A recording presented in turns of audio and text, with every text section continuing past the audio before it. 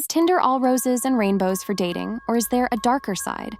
Online dating can be complicated, and apps like Tinder have only added to the complication.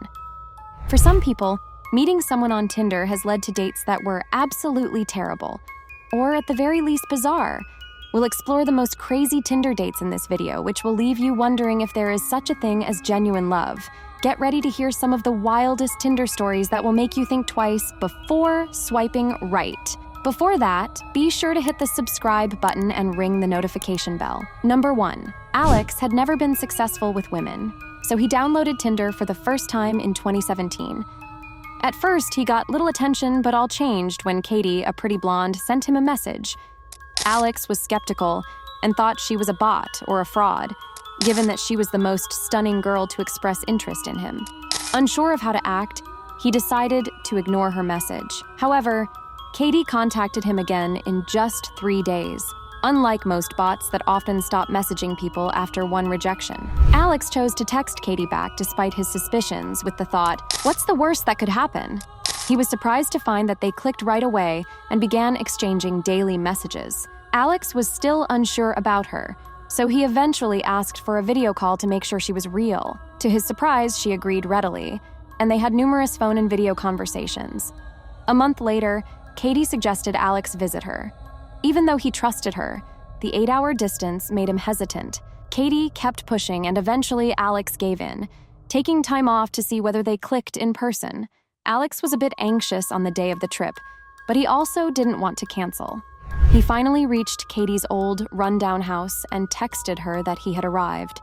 Alex was shocked to see an elderly man looking down at him from a second-floor window when he knocked on the door. He couldn't get rid of the unsettling feeling even after Katie's friendly greeting. As they spoke, Alex stated that he had seen her dad upstairs. Katie was confused because her dad lived far away. She became frightened and insisted they leave immediately. As they stepped out, Katie told him that they were in danger.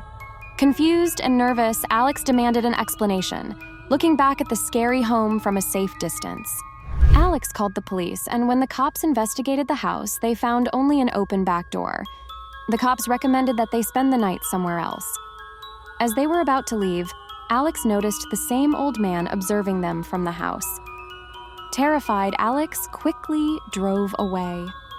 They went on a couple of dates, but Alex was never able to get over the incident, and they eventually broke up. Number 2. Ryan Nolan, 20 years old, was happy with his experience on Tinder, with the exception of occasional bad dates. One weekend, while visiting friends at Indiana University in Bloomington, he decided to use Tinder there. After matching with Jane and chatting for less than a day, they made plans to meet that evening. Ryan drove to her residence, texted her, and then explored the complex to find her door. When Ryan was waiting outside Jane's door, he saw a movement from a nearby window where 4 people were observing him through the blinds. Even though it was disturbing, he ignored it. He was not sure if it was Jane's flat or a neighbor's. Jane texted him to let him know that the complex door was already open, which surprised Ryan, especially for such a later hour in that part of town. He stepped inside cautiously, only to realize he was in the right place, albeit an uncomfortable one. He heard a whisper, "Shh." "He's right outside the door," from behind the door. That's when he realized that the window he saw outside was Jane's apartment. It was just to a different room. When he realized he might be in danger, he printed off the complex and drove away quickly. He told his friends about the scary event, but they didn't take it seriously. Later that evening, he received a text from Jane asking, "Where did you go? I've been waiting for you all night long." He blocked the number right away. He never found out who was waiting for him in that flat, but he was sure that it wasn't a girl named Jane. Number 3, Abe was emotionally wounded after his long-term girlfriend broke up with him. He decided to use dating apps like Tinder despite his shyness. Initially, he was optimistic about online dating, but after a disappointing meetup, things swiftly went south. Just when he was on the verge of giving up, he matched up with Danny, a girl who seemed out of his reach. He remained suspicious of catfishing and cautious, yet he felt drawn to Danny's profile. At first, Abe thought Danny may be a 50-year-old man, but he had few options, so he kept talking. They decided to meet at a nearby park, and when Danny finally showed up, he was relieved to see that she was real. They spent hours talking, developed strong chemistry, and even went for a walk in the dark, a daring move for Abe with someone he had just met online.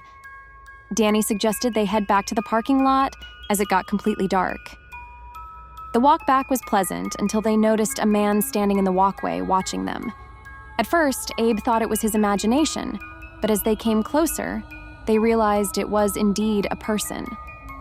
Danny called out to him, but he just stared. Trying to stay calm, Abe suggested they keep walking.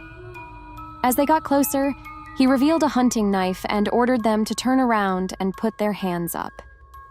Abe froze, realizing the danger they were in. Abe froze, clueless about what to do. Suspecting Danny of setting him up, he soon dismissed the thought as she began arguing aggressively with the armed man. Danny charged at the man, knocking him down, and yelled for Abe to run. Shocked, Abe hesitated, but then bolted, with Danny right behind him. They could hear the man chasing them as they took a shortcut to the parking lot. They jumped into Danny's car and sped away, not daring to look back. Abe looked in his rearview mirror and noticed the man standing in the parking lot. They called the police after reaching a safe distance. The cops arrived soon, but the man had vanished. The shared danger brought them closer. Fast forward 2 years, and Abe and Danny are now engaged, and they always get a laugh when they tell people they met on Tinder and almost got killed on their first date. Number 4. Taylor, a new cop with a confident attitude, connected on Tinder with a girl named Brianna. After speaking, they decided to go stargazing in an open field near her house. Taylor picked her up and drove to the field. He observed dim headlights in the distance, which turned out to be from a van. Taylor thought that they were alone, and the unexpected entry of the van confused him.